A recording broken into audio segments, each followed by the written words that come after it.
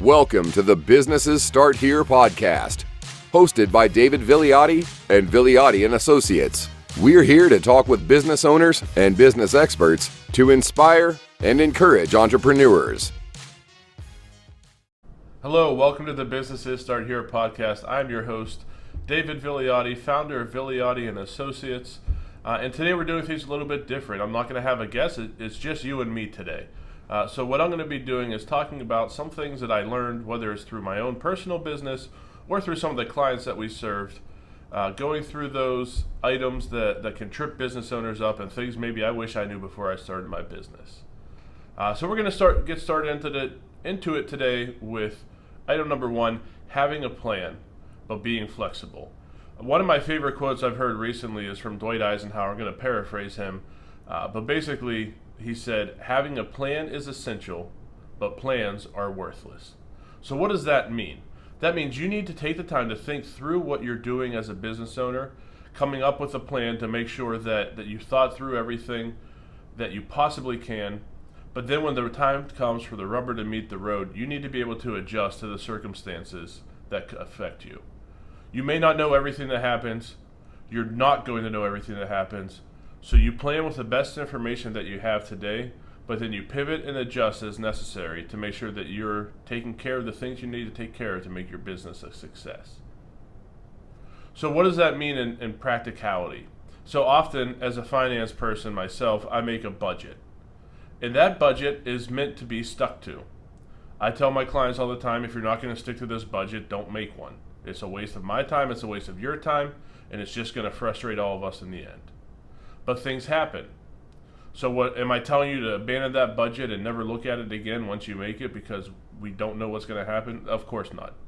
What I'm telling you is when things come up that change, you need to pull out the budget, make an informed decision about that change, and maybe adjust the budget or say for this period we're going to take advantage of this opportunity. So when COVID came up, there was a lot of opportunity around COVID for my business. We were helping people to secure their PPP loans, providing cash flow advice to those individuals, making sure that we were doing everything we can to help keep those businesses alive and running throughout the pandemic. Now, there isn't a finance piece of this because we actually did a lot of that work for free because we wanted to make sure that our clients that have been so good to us and were leaning on us in that moment could trust us to make sure that we're helping them stay in business. And because of the uncertainty of that moment, we didn't charge anybody. But if you're a business owner and you run into COVID and maybe it's a setback for your company, what do you do then? You readjust, you pivot. You make sure that you're making the best possible decision you can at that moment with the information that you have. And the information we had at that moment was a terrible information. We thought we'd be shut down for 2 weeks, but here we are 18 months, 19 months later, still feeling some of the effects in different industries from those changes. Some industries still aren't open at 100%.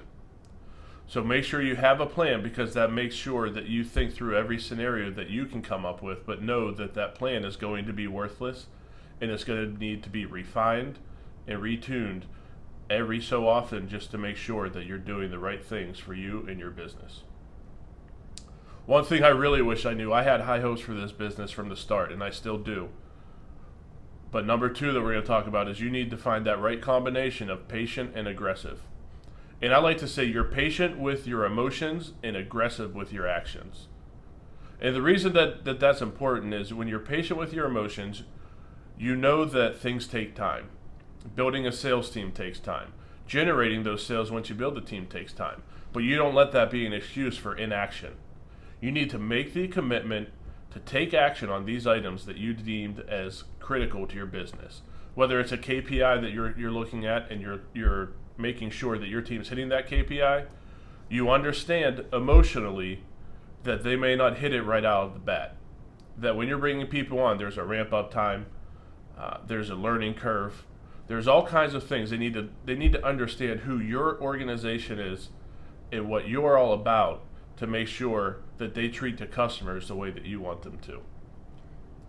So when you're bringing people on or anything that happens in an organization, I know when I left my business, I only had $600 in monthly recurring revenue. and not much in the bank. And my goal was to get out, pound that pavement, start finding new clients, and then it didn't happen. We found a handful, we found enough to get by for a little bit, but my goal wasn't just for me to be the sole proprietor in this business. My goal was to have an enterprise, to have multiple businesses under the Viliati and Associates umbrella. And we're partway there, but I thought we would have been there 2 years ago, if you asked me. And that's me being a naive business person, hearing the stories from other people, not listening to them, and saying, but I'm different. And you are different.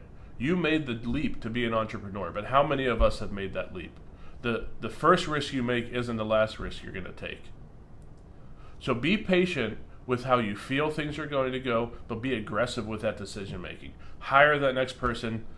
Even as a finance person, I hired my next hire before I could financially afford to. That's not to say that we put the future of the business at stake or my personal finances at stake, which it was a risk at that moment. But we knew what the goal of the business was. I knew exactly what I needed to do to be able to afford this person, how long I had until we needed to get that plan up and running full steam. And it's turned out to be a big success for us. Ashley, who we hired, has been incredible for our organization, brought a lot of policies, put some structure in place, and it's exactly what we needed. If I had been patient in my action as well as my expectation, I would have never brought her on.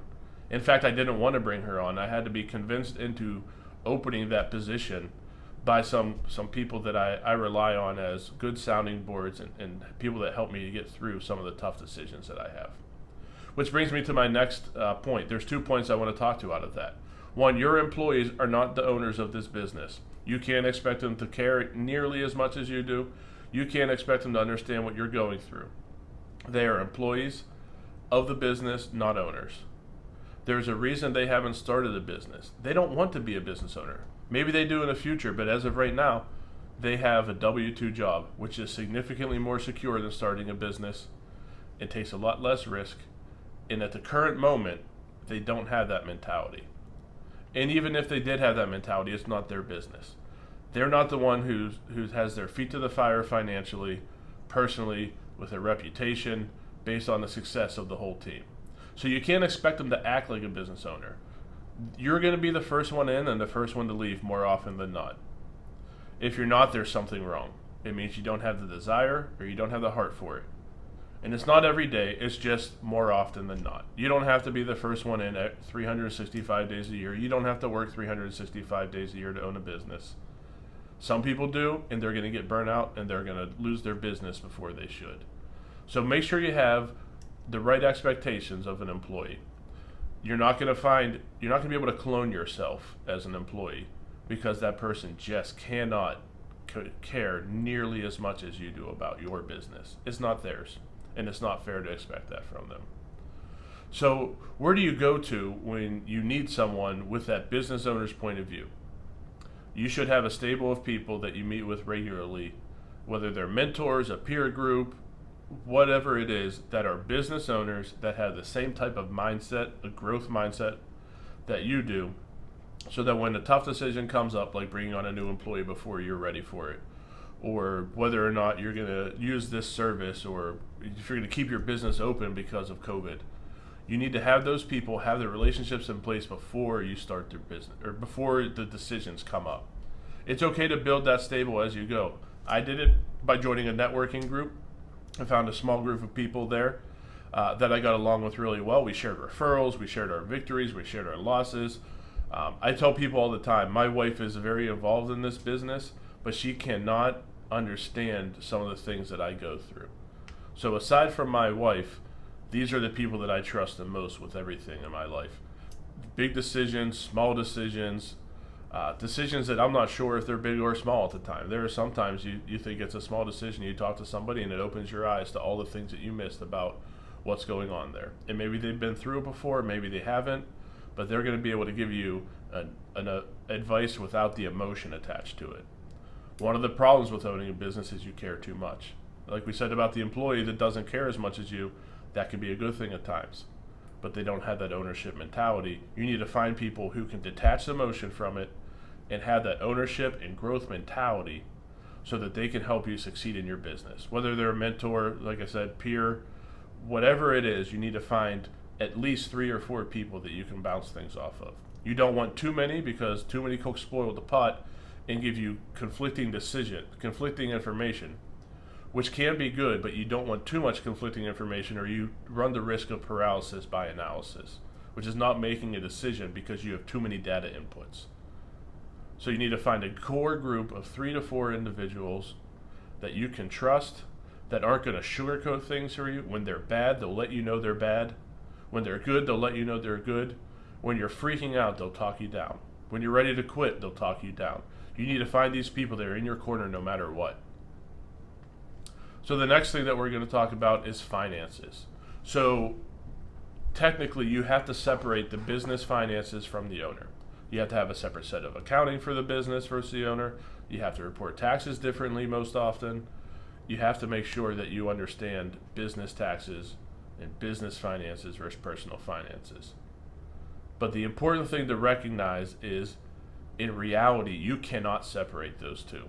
When you're starting a business, depending if you have no money in the bank and you have a business bringing in a certain amount of money that is below what you need to make, then that may not be a viable business for you. Or it may be something where you need to figure out the financing up front. But you need to make that calculation. To be a good business owner, just like you would have a budget for your business, you need to have a personal budget.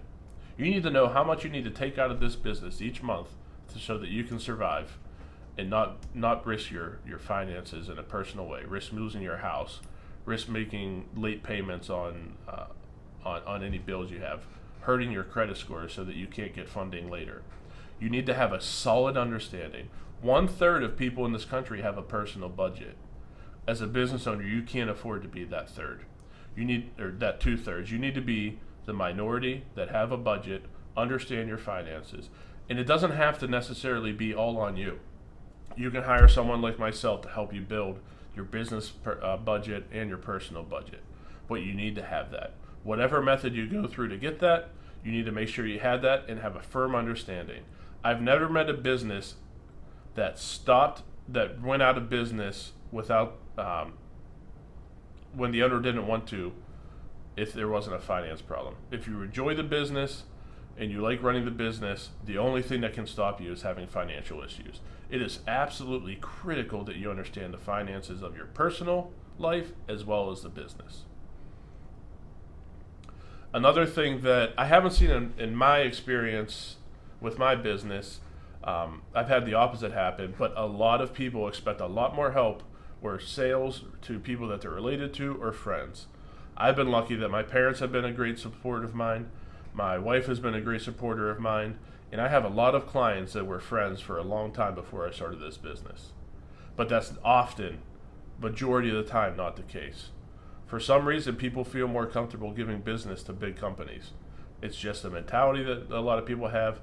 Again, if you've never owned a business, you don't understand the value of that dollar that somebody spending in your shop creates. So don't get frustrated with these people.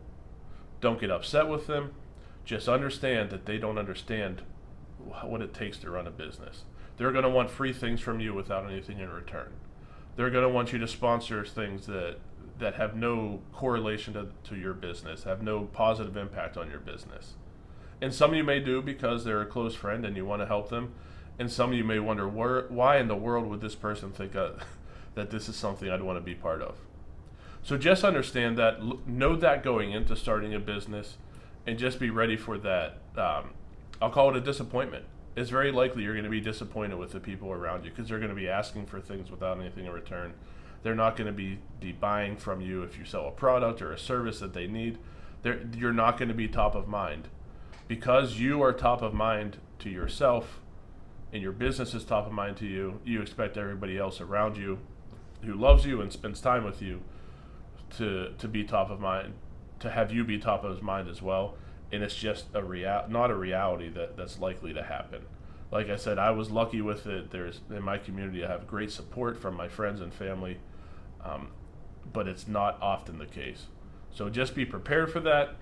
If you set yourself up with the understanding of that's likely to happen, if it happens, you won't be disappointed because you expected it.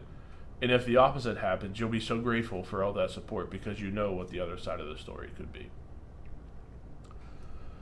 Another thing that has been critically important to myself in my business to this point has been understanding our vision and our why. There are many times when you own a business where you feel like quitting, sometimes multiple times a day, multiple times a week. But if you truly understand why you started this business and have a vision of where you expect that business to go, these little bumps in the road, you almost don't even notice them at times because your vision is pointing straight forward when these bumps in the road are below your line of sight. So just having that vision and something to cast your eyes on when things get difficult will pull you through. Having someone share that vision with you, for me it's my wife and one of my greatest confidants, that we share that vision, we understand it. I can go to either of them when things are getting difficult and say, here's what's happening. And they're going to pull me up because they know the vision and the goal for this company. So having that vision is critical because you're going to have bad days. You're going to have bad weeks. You're going to have bad months. And if you're in business long enough, you may even have a bad year. But if you know where the business is going and why you started it, for us, this business is about changing lives. We want to see people's lives change through the business that they started. We see that with the individuals on the tax side by helping them. Sometimes we'll save people thousands and tens of thousands of dollars because of proper tax planning. That's what we're here for, to change people's lives. I've seen clients go from barely surviving, having overdraft fees every month, to having tens of thousands of dollars in the bank, hundreds of thousands of dollars in the bank, and having no overdraft fees, having the problem of where do I put this money now? And that's why we're here, to see people go from struggling to thriving, just surviving, trying to get by from each month, to thriving and figuring out what they're going to do next because they've succeeded in so many of the areas that they've made goals for themselves. And the last item I want to talk about is get feedback from your customers. It's easy when you mess up to not send them that feedback form, that review form, because you know it's not going to be good. But those are the times where you need to hear it the most. You need to hear negative feedback more often than you hear positive feedback because that's how you're going to grow. That's how you're going to improve your product or your service for your clients and make sure that they're truly satisfied with everything that you're providing them. We talk about all the time on this podcast with many of our guests that just the last episode we had with Adriana, she was going down one route. She'd been in this industry a long time, and after some testing and talking to clients, she built a whole different part of the business than she was expecting to. Same thing 2 interviews ago with Audit Miner. They were going down one path in an industry she had been in and decided to pivot pretty early on to give certain features that she wasn't planning. She was going to give a much broader range of features at the beginning of the product, but realized she needed to get out this small product. It's called a MVP, a minimum value proposition, getting the clients the minimum of what they need to be successful to prove the product and then grow it from there. But you need to talk to your customers to understand this. You need to get feedback from them. What did you do well? What did you do poorly? What can be better? You need to ask the tough questions, ask the right questions to get information from them. So that's all I had for you today. It's a shorter podcast than usual because I don't like to talk by myself. I'm looking at a computer staring at a lens when I'd like to be talking to people. So that's what we had for today. I hope that really educated you, shared some of the frustrations you may have as a business owner, but prepared you for that journey that you're going on. If you like this one, please let us know. Share in the comments. Tell us what we didn't do well, as I just said in the last one. Tell us what you didn't like about this. That's what I'd like to hear more than accolades or positive feedback. I want to hear what we did wrong, what we could do better. So share that with us. Share this on all the social media that you're on. You can find us pretty much anywhere. But we love talking to you guys. We can't wait to hear what you're doing and sharing that success with you. So we look forward to growing with you. And until next time, this is Dave Viliotti, host of the Businesses Start Here podcast and founder of Viliotti & Associates. Thanks for listening to the Businesses Start Here podcast. We hope you were inspired and encouraged by today's podcast. We would love to hear your feedback. Please send us an email at podcast@viliotti.com. That's podcast@viliotti.com. And be sure to share, like, and comment all of our content.